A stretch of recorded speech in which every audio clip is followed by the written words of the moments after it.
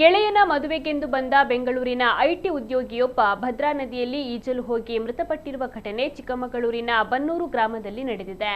ಗದಗ ಮೂಲದ 27 ವರ್ಷದ ಅಭಿಷೇಕ್ ಮೃತ ಯುವಕ ಗೆಳೆಯರೆಲ್ಲ ಸೇರಿ ಸ್ಥಳೀಯ ಹೋಮ್ ಸ್ಟೇನಲ್ಲಿ ವಾಸ್ತವ್ಯ ಹೂಡಿದ್ದರು. ಇಂದು ಬೆಳಿಗ್ಗೆ ನದಿಯಲ್ಲಿ ಈಜಲು ತೆರಳಿದ್ದಾರೆ.